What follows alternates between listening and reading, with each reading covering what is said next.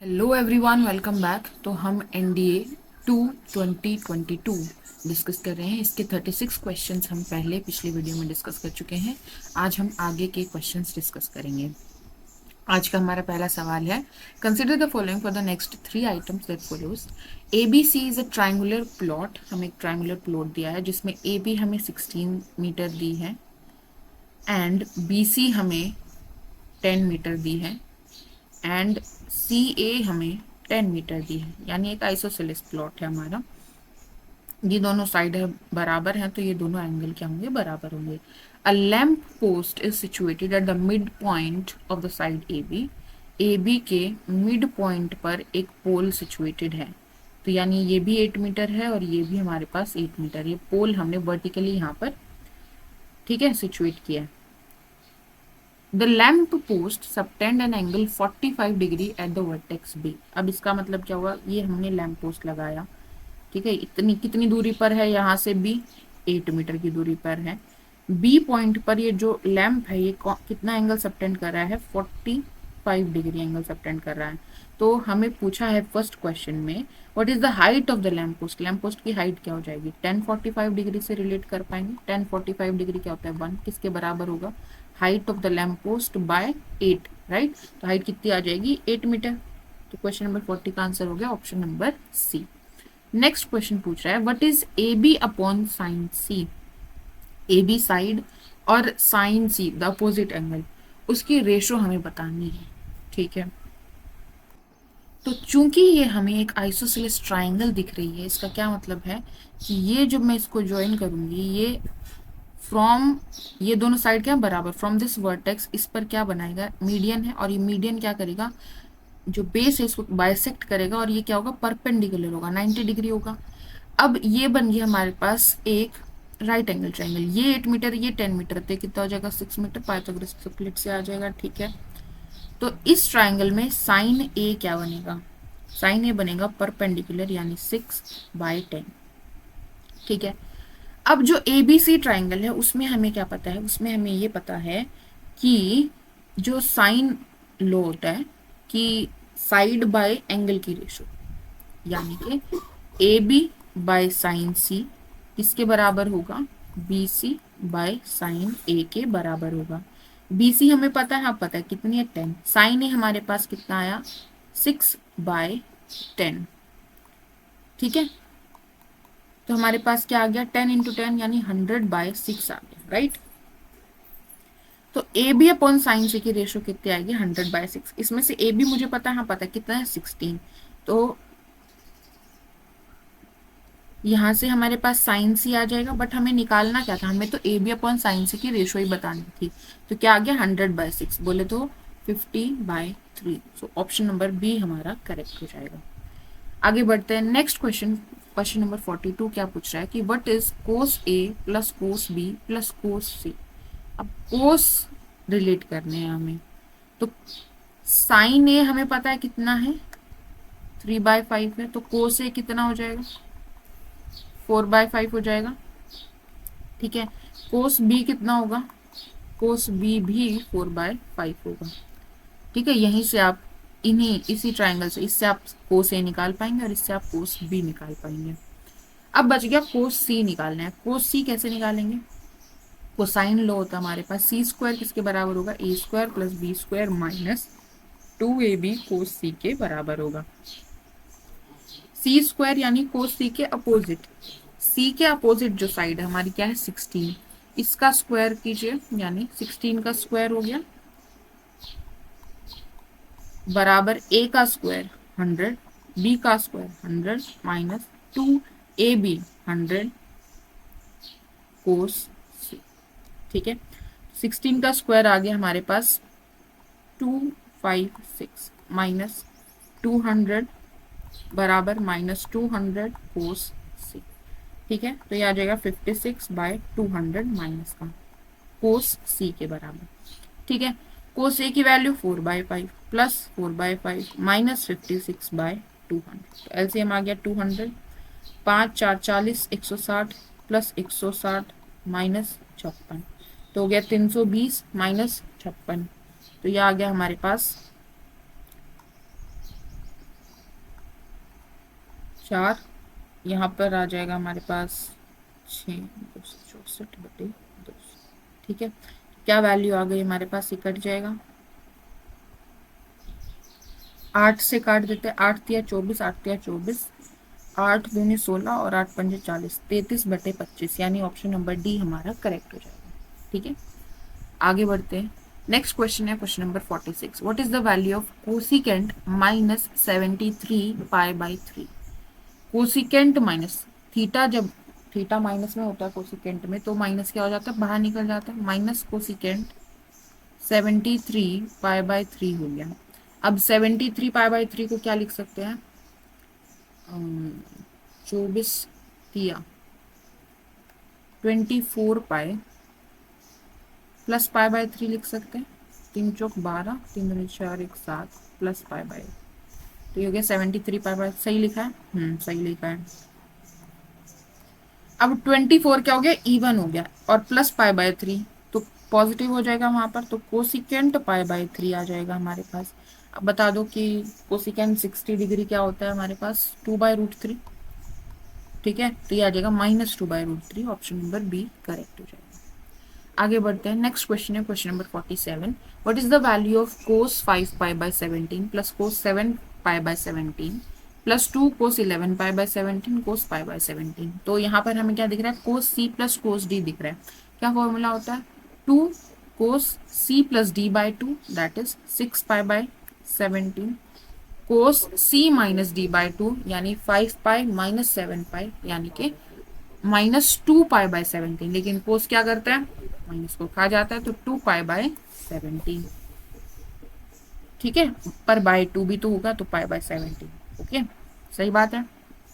Plus 2 cos 11 पाई/17 cos पाई/17, तो यहां से हमारे पास कॉमन आ गया क्या, 2 कोस पाई/17, अंदर क्या बच गया, कोस 6 पाई/17 प्लस कोस 11 पाई/17। अब यहाँ पर दोबारा से कोस सी प्लस कोस डी लगाइए, तो आपके पास क्या बनेगा, कोस 2 कोस सी प्लस डी/2 यानी 6 प्लस 11 दैट इज 17 पाई/17 यानी पाई हो गया, और /2 यानी पाई/2 हो गया, और सी माइनस डी/2 यानी क्या हो जाएगा हमारे पास, -5 पाई/34, राइट, -5 पाई/30, सही लिखा है जी, बिल्कुल सही लिखा है। तो अब हमारे पास क्या आ गया, ये सारी चीजें हमारे पास आ गई प्रोडक्ट में। अब कोस पाई/2 क्या होता है, 0, ये 0 वैल्यू दे देगा, और ये बाकी इन सबके साथ क्या हो रहा है, मल्टीप्लाई हो रहा है, तो वैल्यू क्या आ जाएगी हमारी, 0, ऑप्शन नंबर ए करेक्ट हो जाएगा। नेक्स्ट क्वेश्चन देखते हैं, question number 48। What is the value of 10 3 पाई/8। सो 3 पाई/8 यानी 67.5 हो गया, राइट, पाई/8 इज 22.5, तो उसका 3 टाइम्स हो गया, हाँ जी ठीक है। तो इसका कॉम्प्लीमेंट्री एंगल हो जाएगा 22.5, तो बेसिकली 10 3 पाई/8 किसके बराबर हो जाएगा, कोट पाई/8 के बराबर हो जाएगा। कोट पाई/8 की वैल्यू निकाल सकते हैं क्या, 10 पाई/8 निकाल ले तो उसका रेसिप्रोकल हो जाएगा कोट पाई/8। ठीक है, अब 10 पाई/8 कैसे निकालोगे, ऐसे निकालते हैं, 10 2 थीटा, क्या फॉर्मूला होता है, 2 10 थीटा बाय 1 - 10 स्क्वायर थीटा। ठीक है, पाई/8 का ट्वाइस करेंगे तो पाई/4 हो जाएगा, यहाँ पर 10 पाई/4 रखते हैं, तो हमारे पास 10 पाई/4 1 होता है, 2 10 पाई/8 हो जाएगा, ठीक है, बाय 1 - 10 स्क्वायर पाई/8 हो गया, 1 - 10 स्क्वायर पाई/8 बराबर है 2 10 पाई/8। तो हमारे पास ये इक्वेशन बन गई, क्वाड्रेटिक इक्वेशन बन गई, यहाँ बन गई, क्या इक्वेशन बनी, इसकी जगह x लिख लेते हैं, 10 पाई/8 की जगह x लिख लेते हैं, तो हमारे पास बन गई x² plus 2x - 1 equal to 0, सही लिखिए। अब x की वैल्यू क्या आ सकती है यहाँ से, -2 plus minus under root 2 2 4 plus 4/2, यानी कि हमारे पास आ गई -1 प्लस -2। ठीक है, रूट। अब बताओ इनमें से कौन सी वैल्यू कंसिडर होगी, जब हम यहाँ पर माइनस कंसिडर करेंगे तो आएगा -√2 और -1। पाई/8 क्या एंगल है, 22.5, तो हमारा फर्स्ट क्वार्टर में 10 वहां पर क्या होता है, पॉजिटिव होता है, तो ये वैल्यू हमें नेग्लेक्ट करनी पड़ेगी। हमारी वैल्यू कौन सी कंसिडर हो जाएगी, √2 - 1। ठीक है, तो 1/√2 - 1, रेशनलाइज कर दो इसको, √2 + 1 √2 + 1, ऊपर आ गया √2 + 1/2 - 1 1, तो ऑप्शन नंबर बी हमारा करेक्ट हो जाएगा। आगे बढ़ते हैं, नेक्स्ट क्वेश्चन है, what is tan inverse cot cosecant inverse 2 equal to, okay, cosecant inverse two, cosecant two value कहाँ लेता है बताओ? पाई/6 पर लेगा, राइट। तो यहाँ पर आ जाएगा हमारे पास पाई/6, कोट पाई/6 टेन इनवर्स। अच्छा, अब इसको क्या लिख सकते हैं? कोट पाई/6 को मैं 10 पाई/3 लिख सकती हूँ, कॉम्प्लीमेंट्री एंगल, ठीक है। टेन इनवर्स 10 पाई/3, तो टेन इनवर्स और टेन एक दूसरे के इनवर्स की तरह काम करेंगे, पाई/3 आंसर आ जाएगा ऑप्शन नंबर डी। नेक्स्ट है question number 50। In a triangle ABC, ए हमें दिया 4, बी दिया 3, सी दिया 2। What is cos 3C? Cos 3C की वैल्यू निकालनी है। कोस 3C का क्या फॉर्मूला होता है? 4 cos3C-3 राइट। तो अगर मुझे कोस सी मत पता चल जाए तो मेरा काम चल जाएगा। मुझे दिया है ABC ट्राइंगल है, ABC, ये सी है तो ये सी हो गया, सी हमारा दिया है 2, ये ए है, यहाँ पर ए आएगा, ए हमारा दिया है 4, बी हमारा कितना दिया है 3, ठीक है। तो कोसाइन लॉ लगाते हैं, क्या कहता है? सी स्क्वायर इसके बराबर होता है A square plus B square minus 2ab cos C, ठीक है। सी स्क्वायर इसके बराबर हो गया A square plus B square minus 2ab cos C. Value रख देते हैं, सी स्क्वायर यानी 4, ए स्क्वायर यानी 16, बी स्क्वायर यानी 9 माइनस 2ab, 4×3 = 12 × 24 कोस, ठीक है। तो ये आ गया 4, यहाँ पर आ गया हमारे पास 25 माइनस 24 कोस सी। ये इस तरफ आएगा तो हमारे पास आ जाएगा माइनस का 21, किसके बराबर? माइनस का 24 कोस सी। तो कोस सी की वैल्यू हमारे पास कितनी आ गई? 21/24, दैट इज 7/8। यहाँ पर वैल्यू रखेंगे तो हमारे पास आ जाएगा 7 का क्यूब और नीचे 8 का क्यूब, ये 4 है, माइनस 3 यानी 7×21, ठीक है। 8 का क्यूब कितना होता है? 512, तो ये कैंसिल हो जाएगा हमारे पास, 4 × 4 4×2 8 और 4×8 32, ठीक है। ऊपर आ गया 343/128 माइनस 21/8, तो एलसीएम आ जाएगा 128, 343 माइनस 8, सॉरी यहाँ पर, हाँ ठीक है, 16 होता है, तो 16 × 16, 16×32 और एक, कितना बच गया हमारे पास? 7, 7/128, ऑप्शन नंबर ए हमारा करेक्ट हो जाएगा। आगे बढ़ते हैं, नेक्स्ट क्वेश्चन है question number 52। If secant x हमें वैल्यू दी है 25/24 and x lies in the fourth quadrant, fourth quadrant में लाई कर रहा है। फोर्थ क्वाड्रेंट में कोस और सीकेंट हमारे क्या होते हैं? पॉजिटिव होते हैं, लेकिन साइन टेन ये सब हमारे नेगेटिव होते हैं। Then what is the value of tan x plus sine x की वैल्यू बतानी है। तो सीकेंट एक्स अगर हम देखें, ये अगर हमारा थीटा, तो सीकेंट एक्स किसकी रेशो होती है? सीकेंट एक्स रेशो होती है हाइपोटेन्यूस और बेस की रेशो होती है। तो ये हमारा क्या हो जाएगा? 25x या k मान लेते हैं, और ये हमारा हो जाएगा 24x। अगर ये 25 है, ये 24 है, तो ये क्या हो जाएगा? 7x, ठीक है, पाइथागोरस ट्रिपलेट से। अब बता दो 10x क्या होता है? टेन थीटा क्या आएगा हमारे पास? परपेंडिकुलर और बेस की रेशियो, यानी 7/24 हो जाएगा।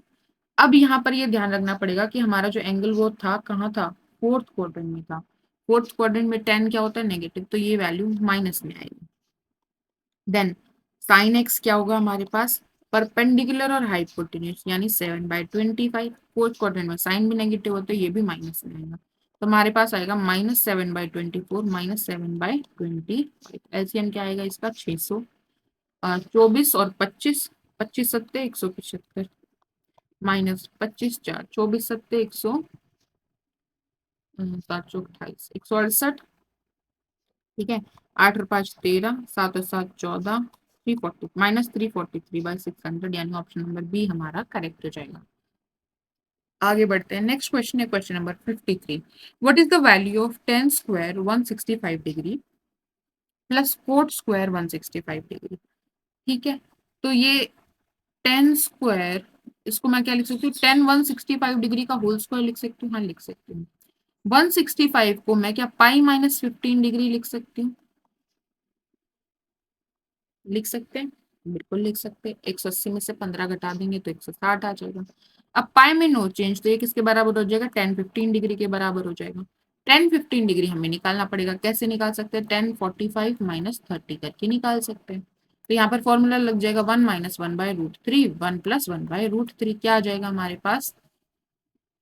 1√3 -1/√3 +1, रेशनलाइज करेंगे, √3 - 1 √3 - 1, तो हमारे पास आ जाएगा 3 का स्क्वायर, √3 का स्क्वायर 3 + 1 -2√3/3 - 1 2, तो आ गया 2 - √3। ठीक है, 10 15 की वैल्यू आ गई 2 - √3, स्क्वायर करेंगे तो क्या आ जाएगा हमारे पास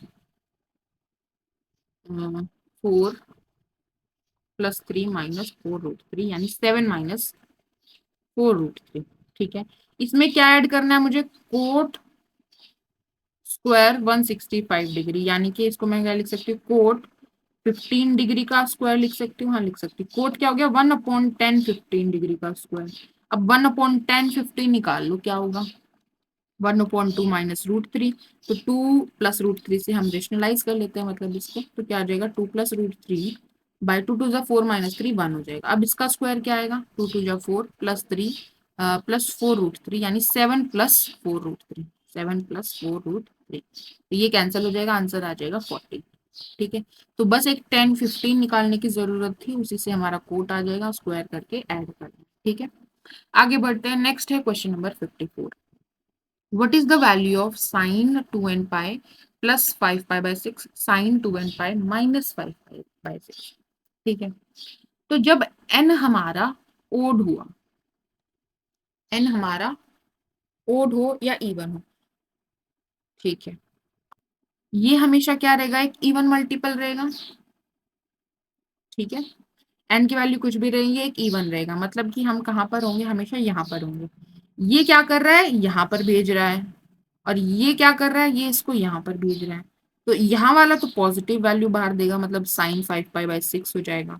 लेकिन जो इसको यहाँ भेज रहा है, एंगल को यहाँ भेज रहा है, यहाँ पर साइन क्या होता है, नेगेटिव, तो ये जाएगा हमें -sin 5 pi/6। ठीक लिखा है, बिल्कुल ठीक लिखा है, तो ये जगह -sin 5 pi/6 का होल स्क्वायर। अब साइन 5 pi/6 की क्या वैल्यू होगी, इसको मैं पाई -pi/6 लिख सकती हूँ। हाँ लिख सकते हैं,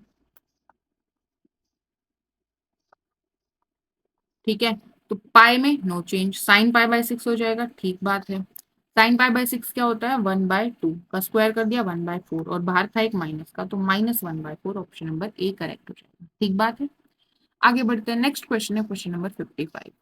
if 1 + 2 twice of sine x plus cos x into sine x minus cos x is equal to 0, और x हमारा लाई कर रहा है 0 से लेकर 360 डिग्री के बीच में, then how many values does x take, x कितनी वैल्यू ले सकते हैं। अच्छा, तो जो हमें दिया है इसका उपयोग करते हैं, कैसे करेंगे, 1 + 2 sine x plus cos x into sine x minus cos x, क्या हो जाएगा sign square x minus cos square.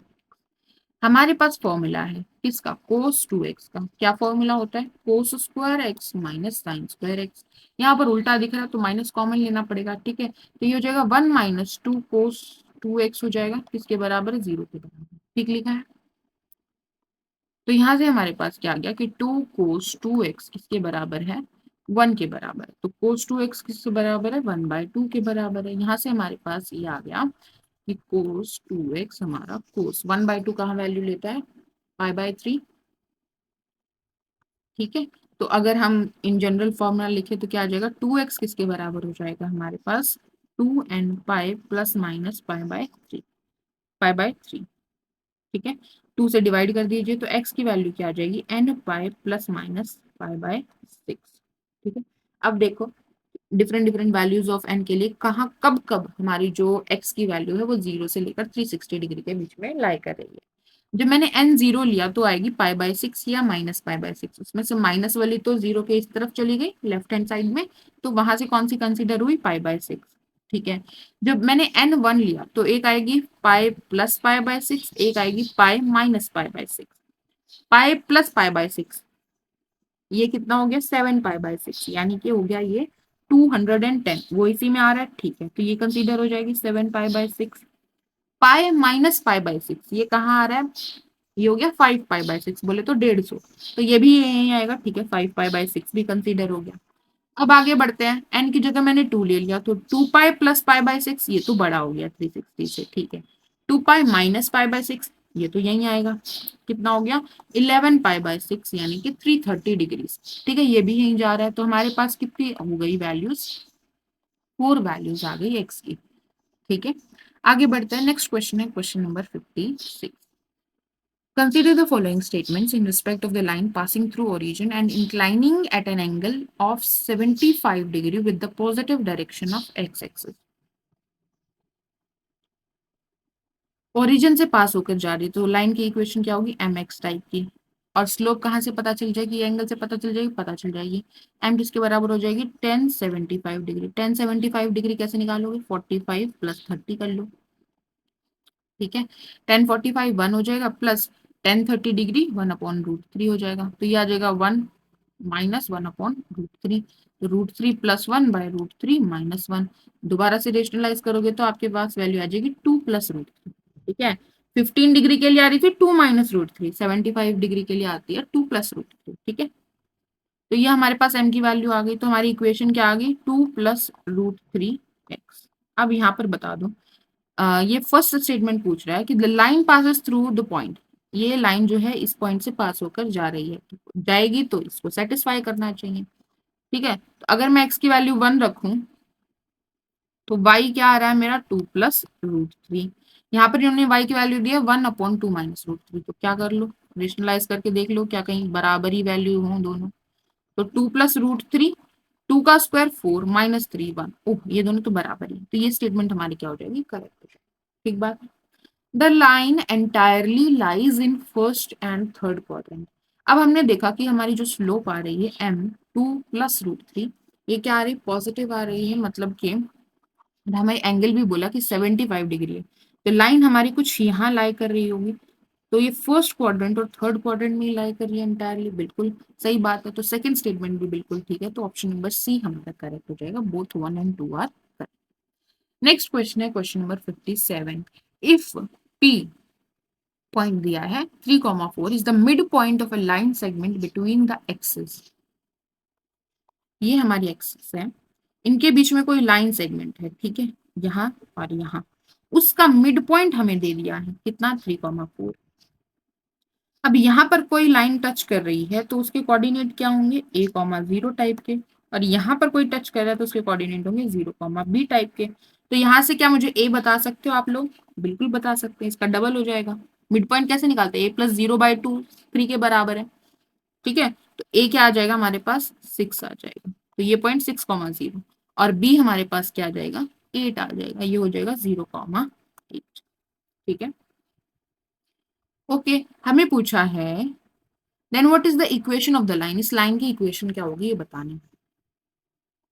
तो हमें इसके इंटरसेप्ट पता चल गए, x intercept x by x intercept, y by y intercept किसके बराबर, 1 के बराबर। तो यहाँ से हमारे पास एलसीएम कितना आ जाएगा, 24। 4x 3y बराबर में 24। 4x प्लस 3y माइनस 24 हमारा क्या आ जाएगा, इक्वेशन। ऑप्शन नंबर बी हमारा करेक्ट हो जाएगा, ठीक बात है। आगे बढ़ते हैं। नेक्स्ट क्वेश्चन है, the base A B of an equilateral triangle ABC with side 8 centimetre. Equilateral triangle है और जिसका बेस जो है वो कहाँ लाई कर रहा है, वाई एक्सिस पर लाई कर रहा है, ठीक है। Such that mid point of A B is origin. क्या बात है, मिड पॉइंट ए बी का जो मिड पॉइंट है वो ओरिजिन है, मतलब इतना ही इस तरफ और इतना ही इस तरफ। उसमें से भी इन्होंने बोल दिया कि जो बी है वो ओरिजिन के ऊपर है, मतलब यहाँ बी है और यहाँ ए है, ठीक बात। इसकी लेंथ कितनी है, 8 सेंटीमीटर है, ठीक है। तो ऊपर भी 4 होगा और नीचे भी 4 होगा, सही बात है। हमें पूछा है what is the equation of line passing through 8,0। यहाँ पर कहीं 8,0 होगा, उससे पास हो रही है कोई लाइन जो कि पैरेलल है ए सी के। सी पॉइंट कहाँ होगा, इक्विलेटरल ट्राइंगल है। 2 पॉइंट्स पता है, तीसरा पॉइंट बता सकते हो, साइड लेंथ क्या रहेगी, बराबर रहेगी। सी पॉइंट क्या यही होगा कहीं, बिल्कुल यही होगा। ये जो मीडियन है यही तो बनेगी एल्टीट्यूड, यही होगा, ठीक है। तो हमें बताना है कि स्लोप ये वाली लेनी है, इससे पास कर रही है, उस लाइन की हमें क्या बतानी है, इक्वेशन बतानी है। मतलब कोई इसी के पहले लाइन जो इससे पास होकर जा रही है उसकी इक्वेशन बनानी है। बताओ कैसे बताओगे। लाइन की इक्वेशन के लिए पॉइंट चाहिए और स्लोप चाहिए। पॉइंट हमारे पास है, स्लोप ढूंढनी है। तो बेसिकली मुझे ए सी की स्लोप ढूंढनी है। अगर वो पता चल जाए तो मैं लाइन की इक्वेशन तुरंत बता दूंगी। ए सी की स्लोप क्या होगी बता दो। तो इसमें देखिए, इसमें हमें क्या दिख रहा है कि ये हमारे एक इक्विलेटरल ट्रायंगल है, तो एंगल सी हमारा कितना होगा 60 डिग्री। और ये जो एक्स एक्सिस है ये इसको क्या कर रही है, इस एंगल यहाँ पर इसको क्या करिए बाइसेक्ट करिए, तो ये इस एंगल को भी क्या करेगी बाइसेक्ट करेगी, मीडियन है एंगल बाइसेक्टर भी होगी। ये 60 डिग्री है पूरा, तो ये कितना हो जाएगा 30 डिग्री। इसी को आगे प्रोड्यूस करेंगे तो हम वर्टिकली अपोजिट एंगल क्या बोल सकते हैं कि ये अगर 30 डिग्री है तो ये भी कितना हो जाएगा 30 डिग्री। तो ए सी की स्लोप कितनी हो जाएगी 10 30 डिग्री, यानी 1/√3। स्लोप पता चल गई, पॉइंट पता है, तो इक्वेशन क्या आ जाएगी y minus 8 y minus 0 is equal to 1/√3 x minus 8, यानी कि √3y minus x plus 8 is equal to 0। सही लिखा है मैंने, √3y माइनस x प्लस 8, तो साइन उल्टे हो गए हैं। ऑप्शन नंबर ए हमारा करेक्ट हो जाएगा। ठीक है, ठीक है, हाँ जी, ओके, आगे बढ़ते हैं। नेक्स्ट क्वेश्चन है question number 59। The centre of the circle passing through a region and making positive intercept 4 and 6 on the coordinate axis lies on the line। इसमें हमें क्या क्या दिया है देखो, एक सर्कल है, ठीक है, जो सेंटर से पास होकर जा रहा है, सेंटर से पास होकर जा रहा है, मान लीजिए थोड़ा गलत बन गया, और बोल रहा है कि जो एक्स इंटरसेप्ट है वो 4 है, मतलब ये 4,0 है, और वाई इंटरसेप्ट हमारे पास 6 है, यानी ये 0,6 पॉइंट। ठीक है, तो ये कितनी होगी 6, ये कितनी होगी 4। ठीक है, अब मुझे ये बताओ कि ये आपस में क्या बना रहे हैं 90 डिग्री बना रहे हैं, तो ये जो लाइन जो इन दो पॉइंट्स को ज्वाइन कर रही होगी, ये लाइन हमारी क्या बन जाएगी, डायमीटर बन जाएगी सर्कल का। कि जब ये डायमीटर होगा तभी ये हमारा यहाँ पर 90 डिग्री सबटेंड कर रहा होगा। ठीक बात है, तो ये क्या बन जाएगी डायमीटर बन जाएगी। बताओ डायमीटर की लेंथ क्या हुई हमारी, लेंथ निकालने की जरूरत नहीं है। अगर ये डायमीटर है तो इस पॉइंट के कोऑर्डिनेट्स क्या हो जाएंगे हमारे पास 2,3। हाँ ठीक है, हमें बोला है कि हमें बताना है कि ये जो सेंटर है जो हमने निकाला ये किस लाइन पर लाई कर रहा है। अब इस सेंटर से बहुत सारी लाइन पास होकर जा सकती हैं, ये वाली भी जा रही, ये वाली भी जा रही, ये वाली भी जा रही, ये वाली भी जा रही, बहुत सारी है। तो हमें ऑप्शंस में पुट करके चेक करना पड़ेगा कि इन्होंने कौन सी की है, कौन सी इसको सेटिस्फाई करी। ठीक है, तो अगर मैं यहाँ पर रखूँ 2 2 ज़ा 4 -3 + 1, क्या 0 हो रहा है, नहीं हो रहा है। यहाँ पर रखेंगे तो 2 3 ज़ा 6 -3 2 ज़ा 6 -1, ये भी 0 नहीं हो रहा है।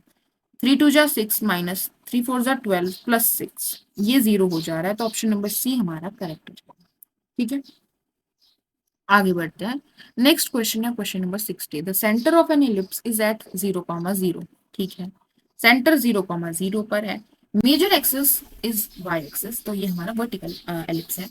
If the ellipse passes through 3,2 and 1,6 then what is the eccentricity निकालनी है, मतलब ई निकालना है।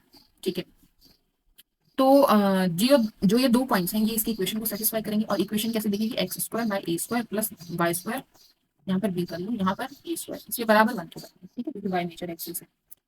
तो x की वैल्यू रखिए 3, यानी 9/b² plus 2 to the 4/a², इसके बराबर है 1 के बराबर है। दूसरा पॉइंट भी सेटिस्फाई करेगा, तो 1/b² प्लस 6 6 36/a², इसके बराबर है 1 के बराबर। तो कैसे सॉल्व करेंगे, इसको 9 से मल्टीप्लाई कर लेते हैं, तो ये आ जाएगा 9/b² प्लस नोट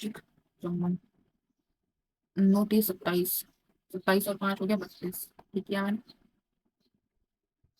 a² इसके बराबर हो जाएगा 9 के बराबर हो जाएगा। तो अब क्या करेंगे, माइनस माइनस माइनस कैंसिल हो जाएगा। ये हमारे पास आ गया कि 4/a² माइनस 324/a², यानी -320/a², इसके बराबर है 1 - 9, यानी कि -8। तो माइनस माइनस कैंसिल हो जाएगा, तो यहाँ से हमारे पास आ गया कि a² इसके बराबर है 320/8, यानी कि 40 के बराबर है।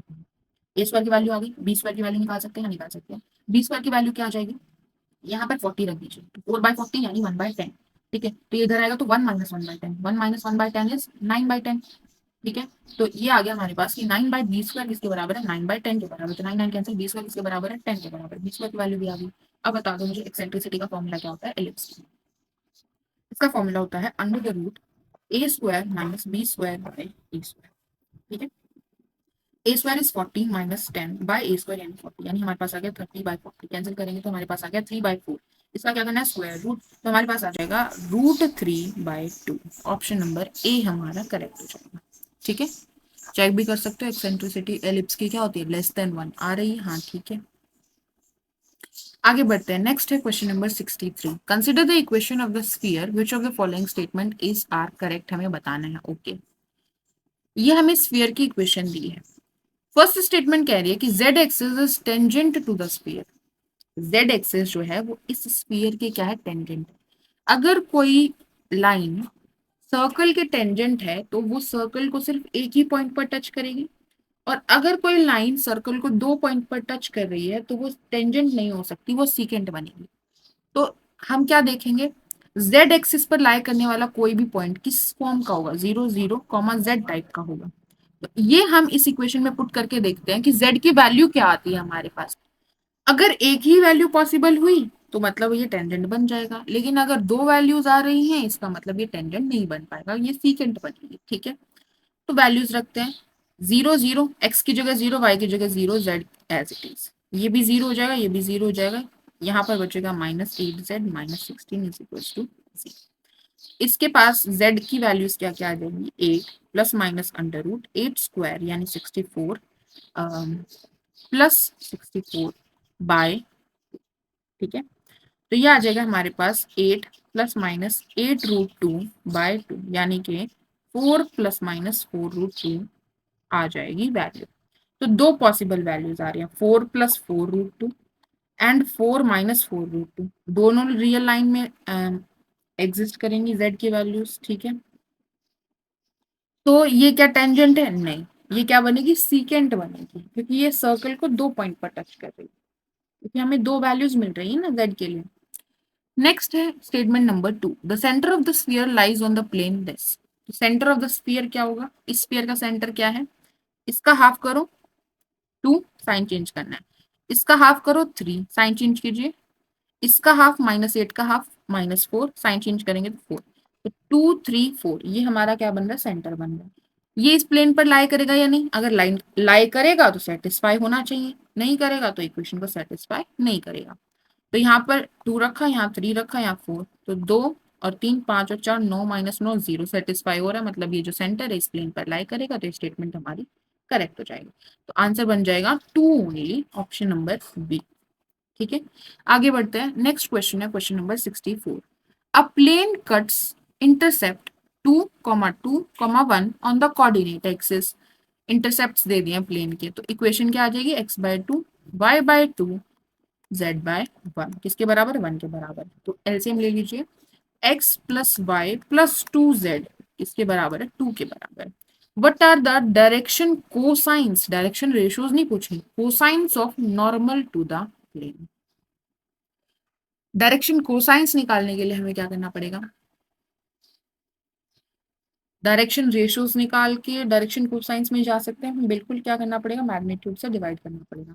तो इसके डायरेक्शन रेशियोज क्या आएंगे, 1 1 और 2 आ जाएंगे, ठीक बात है।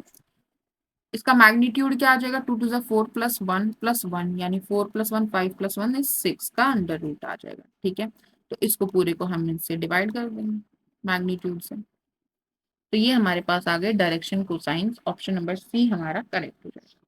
ठीक है, प्लेन की इक्वेशन से हम बता सकते थे कि डायरेक्शन रेशियोज क्या होंगी नॉर्मल की, और डायरेक्शन रेशियोज से हम डायरेक्शन कोसाइंस पर जा सकते हैं उसको यूनिट वेक्टर बनाकर।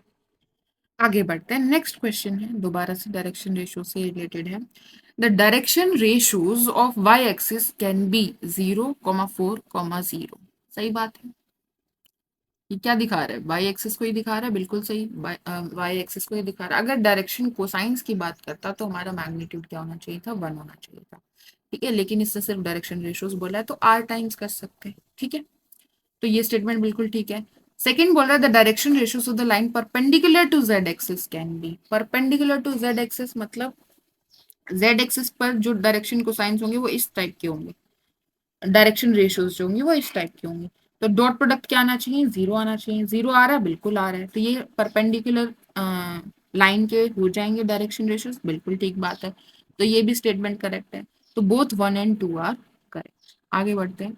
नेक्स्ट क्वेश्चन है क्वेश्चन नंबर 66। इसमें बोला है PQRS, हमारे पास एक पैरेललोग्राम है, PQRS, PQRS। हमें बोला कि पी आर जो है वो क्या है, वेक्टर ए है। Okay, and Q S is B. ये हमें दिया है कि ये हमारा वेक्टर बी है। ओके, तो जो पी आर वेक्टर है वो किसके बराबर होता है? P Q vector plus Q, sorry P S vector, P Q vector plus P S vector क्या होता है? पी आर वेक्टर होता है, बिल्कुल ठीक बात है। ठीक है, और क्यू एस वेक्टर किसके बराबर होता है? Minus of P Q vector, ठीक है, प्लस क्यू आर वेक्टर, और Q R vector P S vector के बराबर है, तो पी एस वेक्टर लिख जाएंगे। ठीक बात है। अब क्या करना है, इन दोनों को ऐड कर देंगे।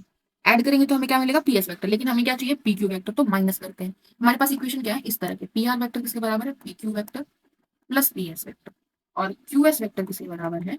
Minus P Q vector plus P S vector. ठीक है, मुझे पी क्यू निकालना है, तो मैं क्या करूंगी? माइनस करूंगी, तो इसका साइन चेंज हो जाएगा, प्लस का हो जाएगा, ये माइनस का, ये माइनस का। ठीक है, ये कैंसिल हो गया, हमारे पास आ गया twice of P Q vector किसके बराबर है? P R vector minus Q S vector. P R vector कितना दिया? ए वेक्टर। क्यू एस वेक्टर कितना दिया? B vector. बाय टू क्या आ जाएगा हमारा? P Q vector. तो ऑप्शन नंबर डी हमारा करेक्ट हो जाएगा। आगे बढ़ते हैं। नेक्स्ट क्वेश्चन है question number 67। Let A vector and B vector are two unit vectors, दोनों क्या है? यूनिट वेक्टर्स है। Such that A vector plus two B vector and 5 A vector minus 4 B vector क्या है? एक दूसरे पर परपेंडिकुलर है, मतलब कि इनका डॉट प्रोडक्ट क्या होगा? जीरो होगा। डॉट प्रोडक्ट निकाल लो भाई।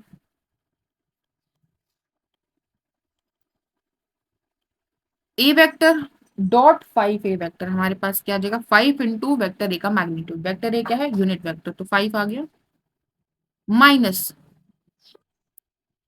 Minus 4 A vector dot B vector, ये आ जाएगा हमारे पास plus 10 B vector dot A vector, minus 4 to 8 B vector का मैग्नीट्यूड दैट इज 1।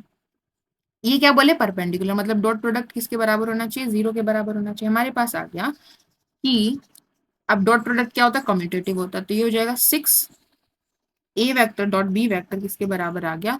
5 - 8 इज -3, इधर जाएगा तो 3, तो A vector dot B vector किसके बराबर आ गया? 1/2 के बराबर आ गया। A vector dot B vector is A vector का मैग्नीट्यूड, बी वेक्टर का magnitude into cos of angle between A vector and B vector. ठीक है, ये मैग्नीट्यूड कितना है? 1, यूनिट वेक्टर बोला, ये भी 1, तो कोस थीटा की वैल्यू क्या आ गई हमारे पास? 1/2। बता दो, कोस 1/2 वैल्यू कहाँ लेता है? 60 डिग्री, तो π/3, ऑप्शन नंबर सी हमारा करेक्ट हो जाएगा। आगे बढ़ते हैं। नेक्स्ट क्वेश्चन है question number 68। Let vector A, vector B and vector C be unit vectors lying on the same plane. Vector A B C तीनों एक ही प्लेन में लाई कर रहे हैं। ठीक है, हमें पूछा है कि what is 3 A vector plus 2 B vector. ये हमने दो वेक्टर्स का लीनियर मतलब कुछ स्केलर से मल्टीप्लाई किया तो इसी प्लेन में रहेंगे, और ऐड किया तो एडिशन जो रिजल्टेंट वेक्टर होगा वो भी इसी प्लेन में रहेगा। ठीक है, तो ये भी इसी प्लेन में है, ये जो है ये भी इसी प्लेन में है। सही बात है। क्रॉस प्रोडक्ट कर दिया, तो क्रॉस प्रोडक्ट करने के बाद जो वेक्टर बनेगा वो इन इस प्लेन के क्या होगा? परपेंडिकुलर होगा, या तो इस तरह हो सकता है या नीचे की तरफ हो सकता है। ठीक है, और फिर हम क्या कर रहे हैं? डॉट प्रोडक्ट कर रहे हैं इसके साथ। ये वेक्टर कहाँ है? ये वेक्टर इस प्लेन में ही है, तो एक परपेंडिकुलर वेक्टर है उसका डॉट प्रोडक्ट कर रही हूँ इसके साथ, तो क्या आएगा? 0। ठीक है, जब कोई दो वेक्टर एक दूसरे के परपेंडिकुलर होते हैं तो डॉट प्रोडक्ट क्या आता है? 0, तो ऑप्शन नंबर डी हमारा करेक्ट हो जाएगा। आगे बढ़ते हैं। नेक्स्ट क्वेश्चन है question number 69। What are the values of x for which the angle between the vector this is obtuse angle. दो वेक्टर्स के बीच का एंगल ऑब्ट्यूज आना चाहिए। ऑब्ट्यूज बोले तो 90 से बड़ा होना चाहिए, 90 से लेकर 180 के बीच में। मतलब हमारा डॉट प्रोडक्ट क्या आना चाहिए? नेगेटिव आना चाहिए, बिकॉज कोस वहां पर क्या होता है? नेगेटिव होता है। सही बात है, बिल्कुल सही बात है। तो डॉट प्रोडक्ट निकालो, इनका क्या आएगा? डॉट प्रोडक्ट आएगा हमारे पास 2x² इंटू 1 यानी 2x², 3x - 2 यानी -6x, और k into x square, sorry 1 × x² यानी x²। तो हमारे पास आ गया 3x² -6x। ये क्या आना चाहिए? डॉट प्रोडक्ट नेगेटिव आना चाहिए। ठीक है, लेस देन 0 आना चाहिए। यहाँ से क्या आ रहा है हमारे पास? 3x कॉमन आ रहा है, तो हमारे पास अंदर क्या बचेगा? x - 2। सही लिखा है। ठीक है, इज लेस देन जीरो, ये हमारी जो क्वांटिटी है वो लेस देन जीरो होनी चाहिए, ये लेस देन जीरो होनी चाहिए, मतलब या तो 3x less than zero and x-2 greater than zero होना चाहिए, या फिर और 3x greater than zero and x-2 less than zero होना चाहिए। अब इस केस में हमारे पास क्या आ रहा है कि x लेस देन जीरो है एंड x जो है वो ग्रेटर देन 2 है, क्या ये कोई कंडीशन दे रहा है यहाँ से हमारे पास? x जो है वो जीरो से छोटा इधर है मतलब, और 2 से बड़ा है, तो ये तो कोई कंडीशन दे ही नहीं रहा, कॉमन रीजन है ही नहीं। यहाँ से देखते हैं, यहाँ पर बोल रहे हैं कि x हमारा जीरो से बड़ा है, ये जीरो इधर बड़ा आ रहा है, यहाँ से हमारे पास आ रहा है कि x हमारा 2 से छोटा है, तो ये इधर आ रहा है। ठीक है, कॉमन रीजन मिल गया 0 से 2 के बीच में, तो ऑप्शन नंबर ए हमारा करेक्ट हो जाएगा। ठीक है, आगे बढ़ते हैं। नेक्स्ट क्वेश्चन है, the position vector of vertices A B and C of triangle A B C are respectively this, what is the angle C equal to. तो ये हमें सिर्फ पोजीशन वेक्टर दिया है एबीसी का, बट अगर हमें एंगल सी निकालना है, एंगल सी कौन कौन से वेक्टर के बीच में बनेगा, ए बी सी। एंगल सी हमारा सी ए और सी बी के बीच में बनेगा, तो मुझे पहले सी ए वेक्टर और सी बी वेक्टर निकालना पड़ेगा। सी ए वेक्टर कैसे निकालेंगे, ए के पोजीशन वेक्टर में से सी का पोजीशन वेक्टर माइनस करना पड़ेगा, तो करो। यहाँ पर जीरो है, जीरो माइनस जीरो तो ये तो जीरो ही आ गया, ठीक है, जीरो आई कैप।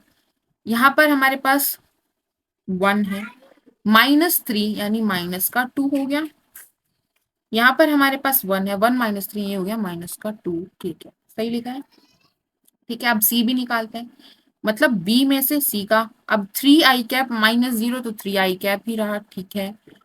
1 - 3 यानी -2 j कैप हो गया, 5 - 3 यानी हमारे पास 2 k कैप हो गया। अब इन दोनों के बीच का हमें क्या निकालना है, एंगल निकालना है। दो वेक्टर्स हमें पता चल गए, डॉट प्रोडक्ट निकालो, 0 + 4 और -4, तो ये आ गया हमारा डॉट प्रोडक्ट 0 आ गया। डॉट प्रोडक्ट 0 मतलब कितना एंगल होगा, 90 डिग्री, तो ऑप्शन नंबर डी हमारा करेक्ट हो जाएगा, पाई पाई।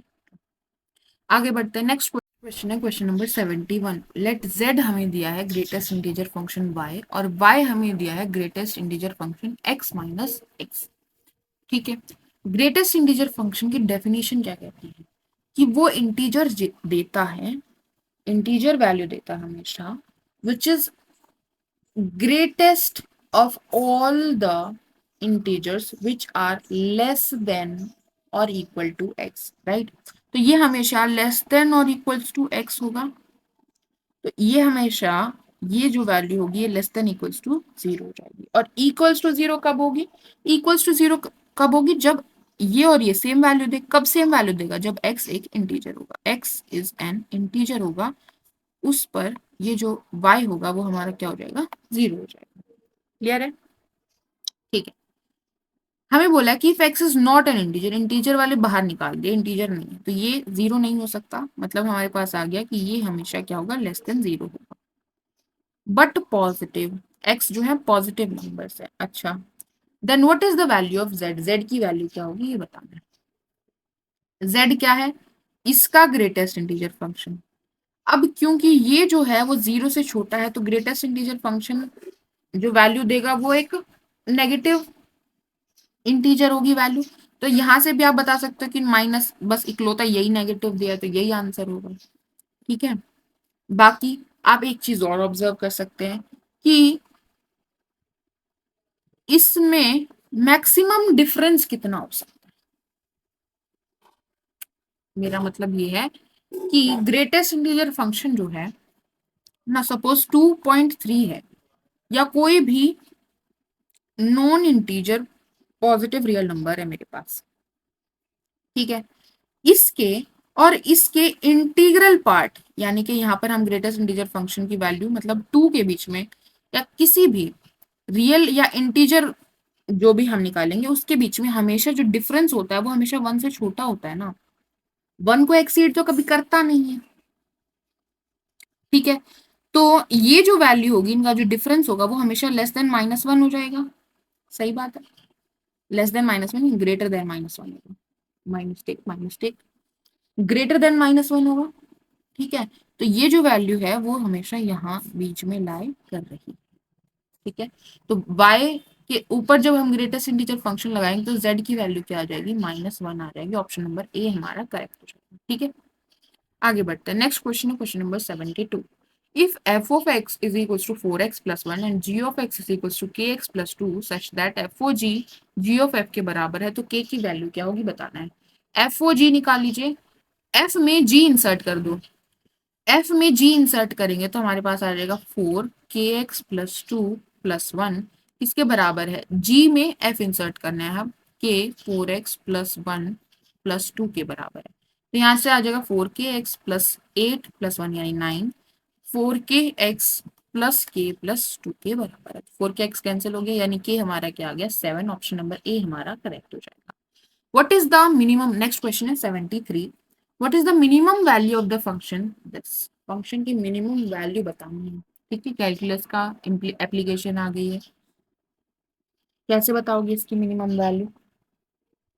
तो ये क्या है, log x square plus 2x plus 11 by log 10 है। ठीक है, इसका डेरिवेटिव निकालो f डैश एक्स। तो 1/log 10 तो एज इट इज रहेगा। log का होता है 1/x² प्लस 2x प्लस 11। अब इसका भी डेरिवेटिव करो तो क्या आ जाएगा 2x प्लस 2। ठीक है, f डैश को 0 के बराबर रखकर हम क्या निकालते हैं, क्रिटिकल पॉइंट्स निकालते हैं। तो इसको 0 के बराबर रखेंगे तो 2x प्लस 2 किसके बराबर हो गया, 0 के बराबर हो गया। 2x किसके बराबर हो गया, -2x क्या आ गया, -1। तो हमारे पास पॉसिबल पॉइंट आ गया एक्सट्रीमम का। ठीक है, अब हम -1 के दाएं बाएं चेक कर लेते हैं कि क्या वैल्यू आ रही है। अगर मैं 0 रखूंगी, f डैश में 0 रखूंगी तो मेरे पास क्या आएगा, 2/11 log 10 पॉजिटिव वैल्यू है, तो यहाँ पर हमारा फंक्शन इंक्रीजिंग हो गया। अगर मैं -2 रखूंगी तो -4 प्लस 2 यानी -2 बाय नीचे आ रहा है 11 log 10, तो ये क्या आ रहा है, नेगेटिव आ रहा है। इसका मतलब यहाँ पर हमारा फंक्शन डिक्रीजिंग हो गया। डिक्रीजिंग से इंक्रीजिंग आ रहा है, मतलब ये पॉइंट ऑफ मिनिमा तो है। ठीक है, तो इस पर वैल्यू निकाल लेते हैं। तो ये हो जाएगा log 10 -1 का स्क्वायर 1 -2 प्लस 11, तो 11 और 1 12 में से 2 गए 10, तो log 10 10 क्या हो जाता है 1। ऑप्शन नंबर बी हमारा करेक्ट हो जाएगा। आगे बढ़ते हैं। Next question number 74। What is integration of x raise to power x का whole square 1 plus ln x। अच्छा, यहाँ पर x raise to power x को मैं y रखती हूँ। ठीक है, तो यहाँ से दोनों तरफ लोग लगा लीजिए, नेचुरल लोग। तो x ln x किसके बराबर हो जाएगा, ln y के बराबर हो जाएगा। अब डिफ्रेंशिएट कीजिए दोनों तरफ, तो यहाँ से आ जाएगा x as it is ln x का 1/x plus ln x as it is और x का 1 हो जाता है डेरिवेटिव, ये आ जाएगा 1/y बाई डैश। ठीक है, तो हमारे पास आ गया कि 1 plus ln x into y. Y क्या था, x raise to power x, किसके बराबर है, y डैश के बराबर है। तो यहाँ पर क्या है स्क्वायर, तो इसको मैं ऐसे लिख सकती हूँ। हाँ ठीक है, अब x raise to power x 1 plus ln x into d x किसके बराबर, ये किसके बराबर हो जाएगा, dy के बराबर हो जाएगा। और इसको मैंने y रखा है, तो ये क्या हो जाएगा वाई स्क्वायर बाय 2, यानी x raise to power x का स्क्वायर बाय 2, यानी x raise to power 2x by 2 plus C हमारा क्या आ जाएगा, इंटीग्रेशन आ जाएगा। तो ऑप्शन नंबर बी हमारा करेक्ट हो जाएगा। आगे बढ़ते हैं। नेक्स्ट क्वेश्चन है क्वेश्चन नंबर 75। ये भी आपकी बुक में पूछा ऐसा सवाल होता है कि e raise to power x f of x plus f dash x जब आपके पास होता है, ठीक है, और इसका इंटीग्रेशन आपको करना होता है, तो e raise to power x f x plus C हो जाते हैं। ठीक है, तो यहाँ पर क्या दिख रहा है, एक्स एल एन एक्स का डेरिवेटिव बता दो क्या होता है। इसको अगर मैं एफ ऑफ एक्स कंसिडर करूँ तो एक्स एल एन एक्स का 1/x plus l n x as it is x का डेरिवेटिव 1 हो जाता है। ये किसके बराबर है, एफ डैश एक्स के बराबर है, तो ये आ जाएगा 1 प्लस एल एन एक्स। तो एक्स एल एन एक्स का डेरिवेटिव मुझे यहाँ दिख रहा है, हाँ दिख रहा है। तो आंसर क्या बनेगा, e raise to power x into f of x. F of x क्या था, एक्स एल एन एक्स, मतलब ऑप्शन नंबर ए हमारा करेक्ट आंसर बन जाएगा। ठीक है, जो आईलेट है ना, इंटीग्रेशन बाय पार्ट्स, उसमें ये रिजल्ट है आपका। नेक्स्ट क्वेश्चन है question number 82। if f alpha is equals to under root secant square alpha -1। हमें पता है कि 1 प्लस टेन स्क्वायर अल्फा किसके बराबर होता है, सीकेंड स्क्वायर अल्फा के बराबर होता है। तो सीकेंड स्क्वायर अल्फा -1 किसके बराबर हो जाएगा, टेन स्क्वायर अल्फा के बराबर हो जाएगा। इसका रूट किया है, एफ ऑफ अल्फा क्या है, टेन स्क्वायर अल्फा का स्क्वायर रूट है। ठीक है, तो टेन अल्फा बोल सकते हो या मोड टेन अल्फा बोल सकते हैं। ठीक है, ठीक है। अब अगर हम एज्यूम कर लें कि जो हमारा अल्फा है वो उस क्वाड्रेंट में लाई कर रहा है जहां पर हमारा 10 पॉजिटिव होता है, यानी फर्स्ट या थर्ड क्वाड्रेंट में लाई कर रहा है, तो हम एज इट इज यहाँ से 10 अल्फा बाहर लिख सकते हैं। ठीक है, वरना तो माइनस ऑफ 10 अल्फा बाहर आएगा। हमें पूछा है then what is the value of f alpha plus f beta by 1 minus f alpha into f beta. अगर तो अल्फा और बीटा हमारे फर्स्ट और थर्ड क्वाड्रेंट में हुए, मतलब 10 ऑफ अल्फा और 10 ऑफ बीटा पॉजिटिव हुआ, तो हमारे पास क्या आ जाएगा, ये हो जाएगा 10 अल्फा, ये हो जाएगा 10 बीटा, और ये हो जाएगा 1 माइनस 10 अल्फा 10 बीटा। तो ये क्या बन गया, 10 अल्फा प्लस बीटा। तो ये क्या बन गया, f of alpha plus beta. Option number B हमारा करेक्ट हो जाएगा। ठीक है, ठीक है, आगे बढ़ते हैं। नेक्स्ट क्वेश्चन है question number 83। If f of x is equals to log natural log of x plus under root 1 plus x square, then which one of the following is correct. इनमें से कौन सा करेक्ट होगा। F of x और f of minus x के बीच में इन्होंने बताया क्या करना पड़ेगा, तो एफ ऑफ माइनस एक्स निकाल लेते हैं हम। क्या आ जाएगा, l n minus x plus under root 1 plus x square. ठीक है, जब मैं इन दोनों को ऐड करूंगी तो log में क्या होगा, मल्टीप्लीकेशन होगा। F of x plus f of minus x, l n m plus l n n, तो एल एन एम एन हो जाएगा, राइट, प्रोडक्ट हो जाएगा। तो क्या हो जाएगा, l n x plus under root 1 plus x square into under root 1 plus x square minus x. तो क्या हो जाएगा, इसका स्क्वायर माइनस इसका स्क्वायर, यानी 1 plus x square minus x square आ जाएगा। तो ये आ जाएगा एल एन वन क्या होता है, जीरो। स्टेटमेंट वन ही करेक्ट हो गई, हमें मिल गया, पहला ही ऑप्शन ठीक हो जाएगा। ठीक है, बाकी भी आप निकाल के चेक कर सकते हैं। जब यहाँ पर माइनस लगाएंगे तो क्या होना चाहिए, डिवाइड करके आना चाहिए। डिवाइड करके जीरो आ रहा है या नहीं आ रहा है, चेक कीजिएगा। ठीक है, तो ये वाला तो रिलेशन सेटिस्फाई नहीं कर रहा है। ठीक है, ये तो हमें देख के दिख रहा है, स्क्वायर कहीं हुआ नहीं, पावर में चेंज। नेक्स्ट क्वेश्चन है question number 84। What is limit x tends to zero x upon under root 1 minus cos 4x। तो कोस 2 थीटा का फॉर्मूला क्या होता है हमारे पास, 2 कोस स्क्वायर थीटा माइनस 1, या फिर 1 माइनस 2 साइन स्क्वायर थीटा, यही होते हैं। तो यहाँ से 1 माइनस कोस 2 थीटा किसके बराबर हो जाता है, 2 साइन स्क्वायर थीटा के बराबर हो जाता है। तो यहाँ पर ये किसके बराबर हो जाएगा, 2 साइन स्क्वायर 2x के बराबर हो जाएगा। ठीक है, यहाँ तक हाँ ठीक है। अब रूट 2 आ गया बाहर x, और यहाँ पर आ जाएगा under root of sine square 2x। तो मोड साइन 2x हमारा बाहर आ जाएगा। अब लिमिट हमें क्या करनी है, x टेंड्स टू, जब हम x मतलब जब हम जीरो को पॉजिटिव साइड से अप्रोच करेंगे, या फिर हम बोले राइट हैंड साइड से अप्रोच करेंगे, तो ये जीरो को जाएगा, ये भी हमारा कहाँ जाएगा, जीरो को ही जाएगा। ठीक है, जीरो बाय जीरो फॉर्म बन रही है। ठीक है, तो हमें क्या करना पड़ेगा, पॉजिटिव साइड से अप्रोच कर रहे हैं तो सबसे पहले तो मोड बाहर निकाल, मोड से बाहर निकालो, मोड से आजादी दो इसको। पॉजिटिव साइड से अप्रोच कर रहे तो साइन का ग्राफ देख लो भाई, साइन का ग्राफ होता है कुछ ऐसा। ठीक है, पॉजिटिव साइड से अप्रोच करें तो साइन 2x भी पॉजिटिव होगा, और नेगेटिव साइड से अप्रोच करेंगे तो साइन 2x नेगेटिव होगा, तो माइनस ऑफ साइन 2x बाहर निकलेगा। ठीक है, तो यहाँ पर क्या बाहर आएगा, x upon root 2 sine x बन जाएगा, साइन 2x बन जाएगा, जब हम limit x tends to zero plus करेंगे। ठीक है, अब सॉल्व करो, जीरो बाय जीरो फॉर्म बन रही है, एलोपिटल्स लगाओ, ऊपर डेरिवेटिव वन आ जाएगा, रूट 2 साइन 2x का हो जाएगा कोस 2x, और 2x का 2 आ जाएगा। ठीक बात है। ठीक है, अब x की जगह जीरो रखेंगे तो ये 1 हो जाएगा। ठीक है, तो 1 अपॉन 2 रूट 2 हमारी आ रही है राइट हैंड लिमिट। अब लेफ्ट हैंड लिमिट चेक करते हैं। जब हम लेफ्ट हैंड लिमिट चेक करेंगे, x minus zero, x approaches zero minus, मतलब जीरो को हम नेगेटिव साइड से या लेफ्ट हैंड साइड से अप्रोच कर रहे हैं, तो मोड से आजादी देने के लिए साइन को हमें क्या करना पड़ेगा, माइनस ऑफ साइन 2x बाहर आएगा, राइट, क्योंकि इस तरफ जो साइन है वो क्या नेगेटिव है। ठीक है, तो हमारे पास आ गया x upon minus root 2 sine 2x, limit x tends to zero. ठीक है, अब बताओ, जीरो रखेंगे तो जीरो बाय जीरो फॉर्म बन रही है, ठीक बात है, तो हमें क्या लगाना पड़ेगा, एलोपिटल्स लगाना पड़ेगा, ऊपर डेरिवेटिव, नीचे आ जाएगा हमारे पास 2 रूट 2, आगे माइनस का, और कोस 2x, ये दोबारा से 1 हो जाएगा। तो लेफ्ट हैंड लिमिट आ रही है -1 अपॉन 2 रूट 2। दोनों अलग अलग आ रही हैं तो limit does not exist. Limit exist करने के लिए दोनों क्या होनी चाहिए, बराबर होनी चाहिए। ठीक है, तभी हम जीरो को अप्रोच करते हुए सेम पॉइंट पर पहुंचेंगे, वरना तो हम डिफरेंट डिफरेंट पॉइंट पर जा रहे हैं, लिमिट एग्जिस्ट नहीं कर रही है। ठीक बात है। सारा खेल किसने किया, मॉड्यूलस ने किया। मॉड्यूलस जहां आता है वहां जीरो पर दिक्कत कर देता है, वहां किसी एक पॉइंट पर डिफरेंशिएबिलिटी में या लिमिट में दिक्कत हो सकती है।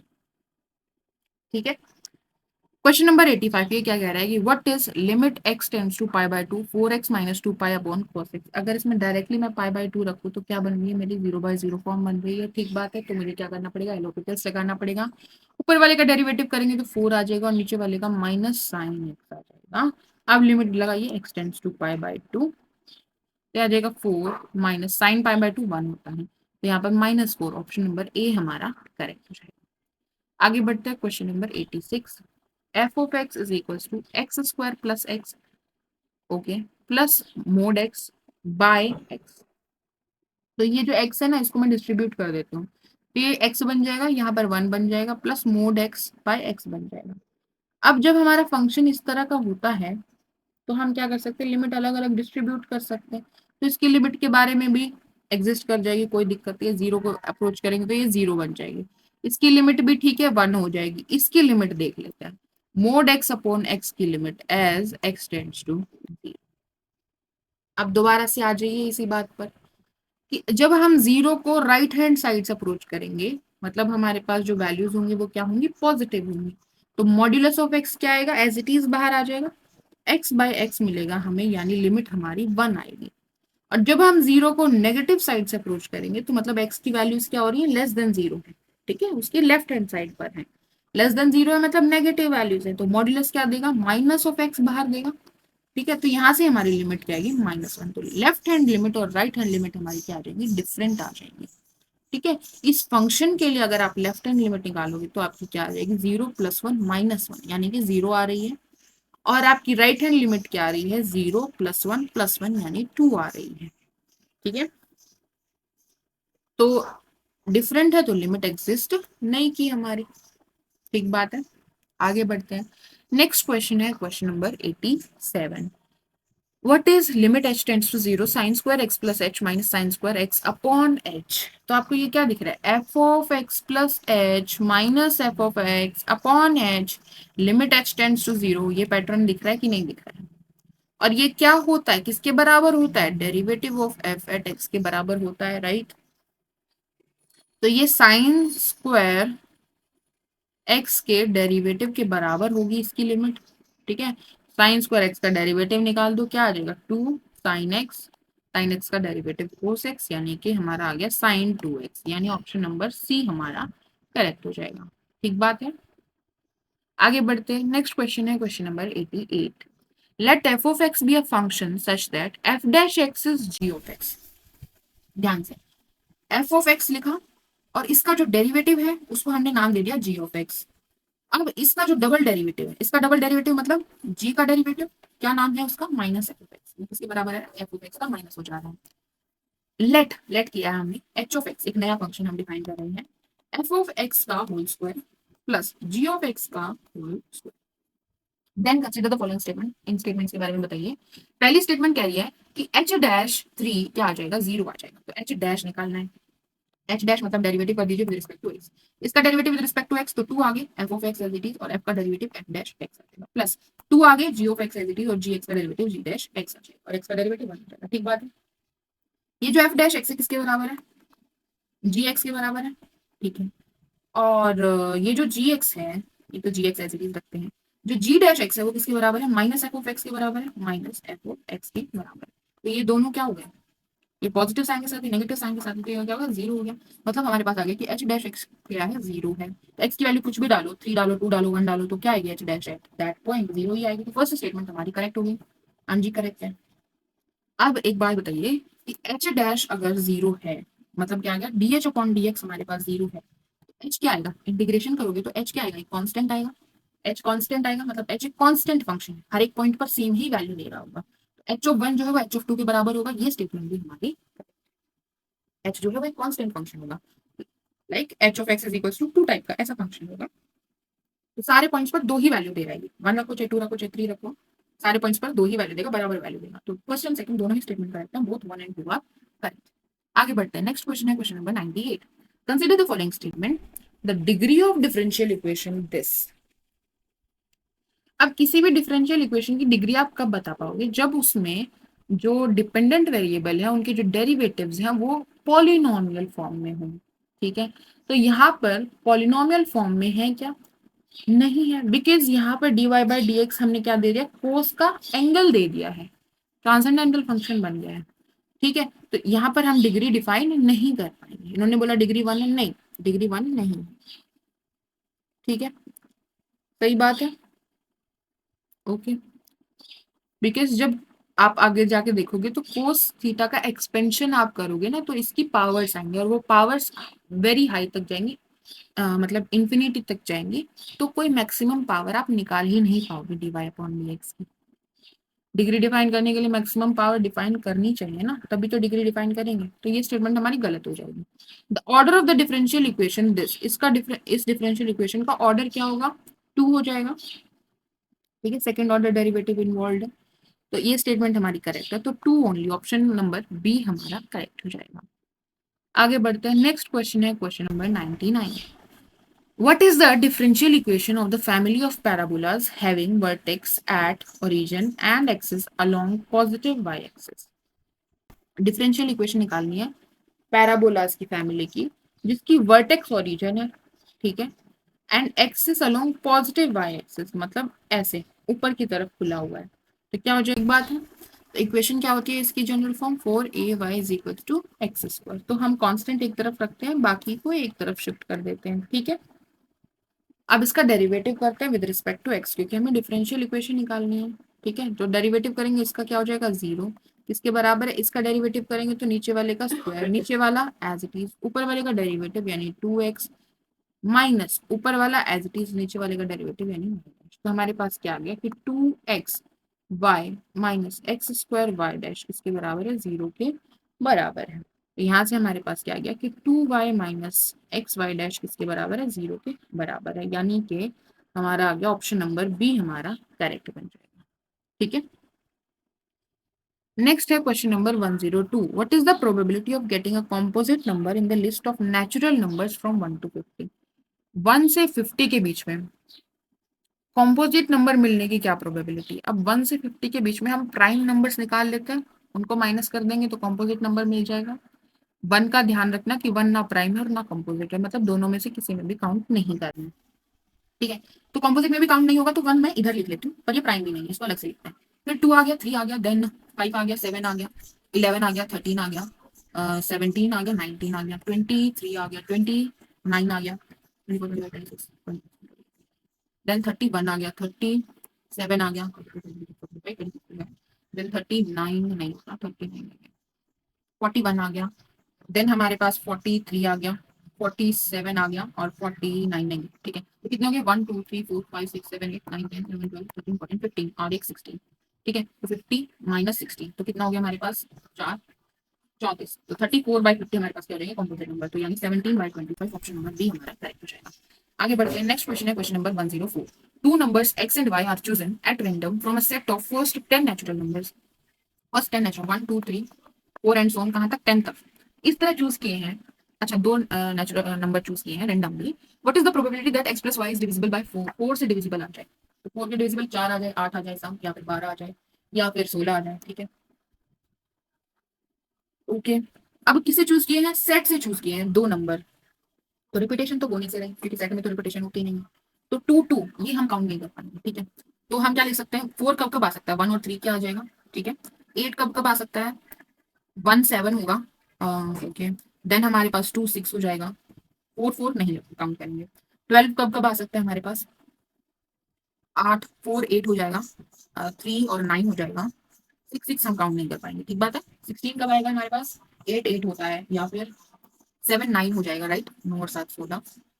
और बताओ, और कोई, यहाँ पर एक बच गया, 3 5 भी तो हो सकता है। ठीक है, 4 4 नहीं होगा, यहाँ पर हो गया हमारा 2 नहीं, 2 10 भी होगा।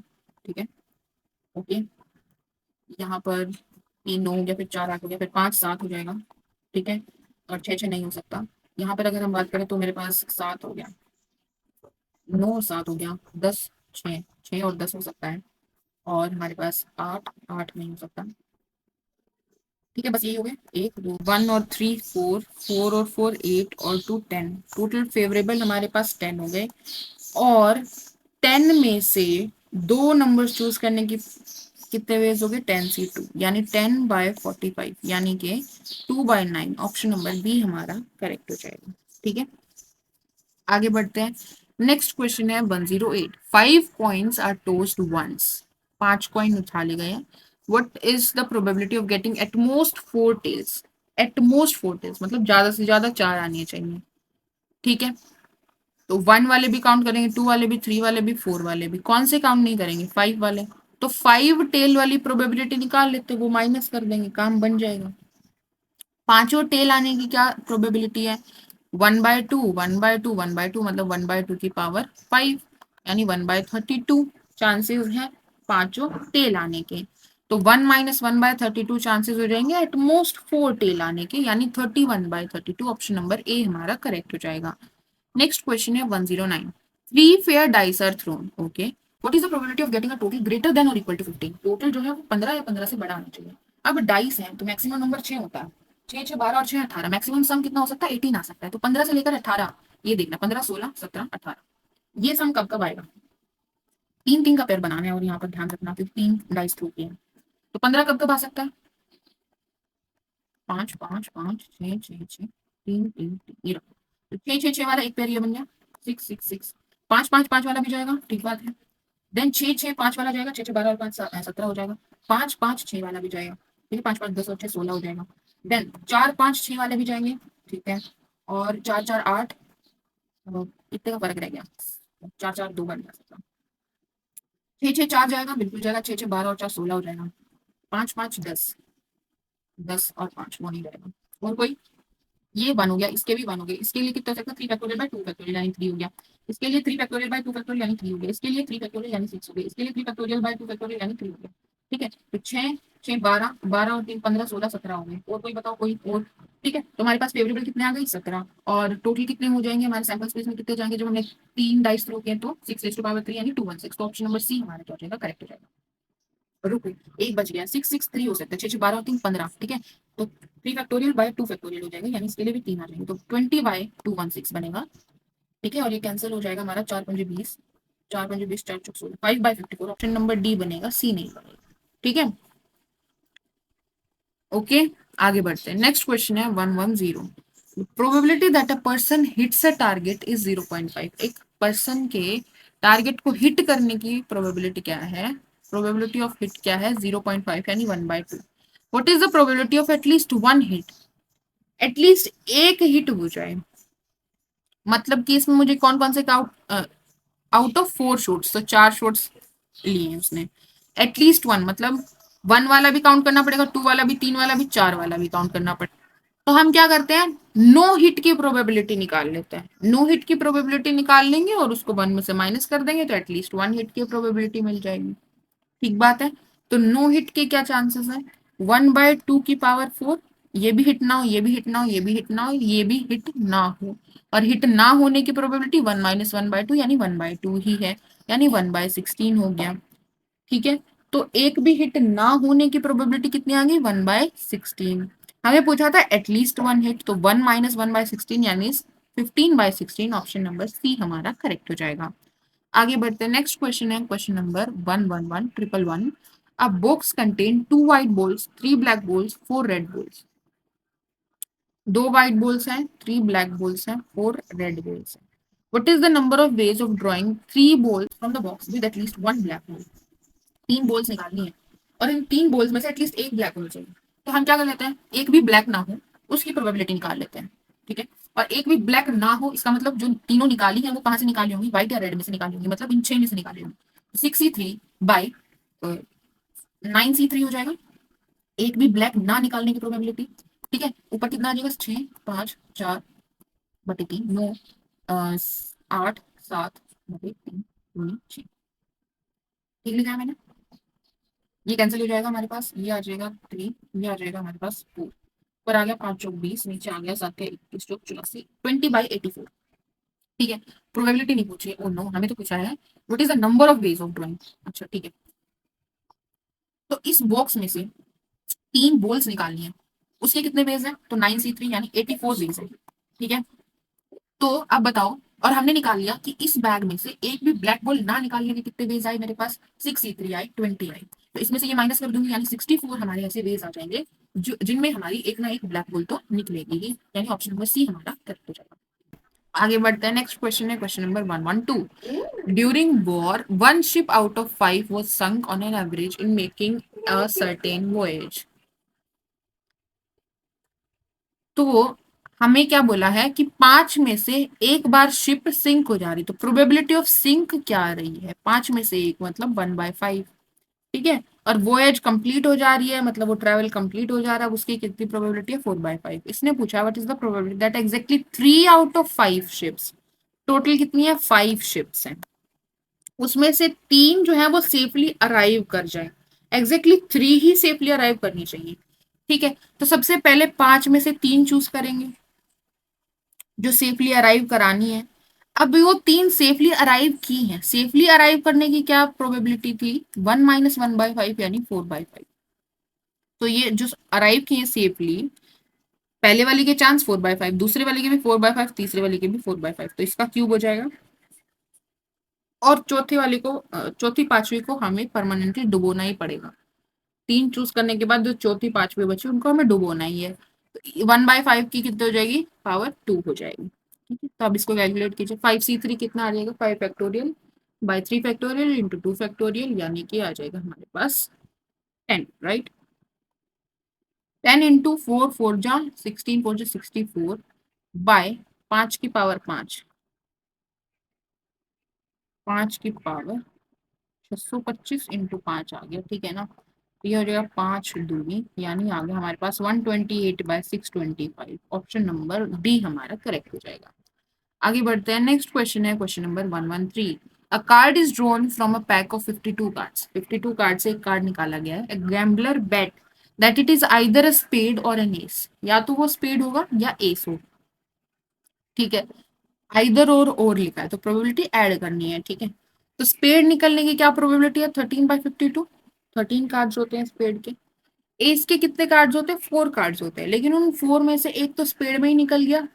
ठीक है, डबल काउंट नहीं करेंगे, तो बचे हुए क्या आ जाएगी, 3/52, तो मतलब 16/52 हमारी आ जाएगी स्पेड और एस की, मतलब उसके जीतने की, जो गैम्बलर ने बेट लगाई है उसके जीतने की कितनी प्रोबेबिलिटी आ जाएगी, 16/52, यानी कि कट रहा है क्या, हाँ कट रहा है, 4 × 16, 4 × 13, 4/13, और उसके हारने की क्या आ जाएगी, 1 - 4/13 यानी 9/13। इसने पूछा है the odds against his winning are, तो इनकी रेशो निकालनी है। ठीक है, लूज के और विन के, तो क्या आ जाएगी हमारी 9:4, यानी ऑप्शन नंबर ए हमारा करेक्ट हो जाएगा। ठीक है, ओके, आई होप आपको क्वेश्चन समझ आए होंगे। अगर किसी क्वेश्चन में डाउट है तो आप जरूर कमेंट सेक्शन में पूछिएगा। Okay, that's it for today, good bye.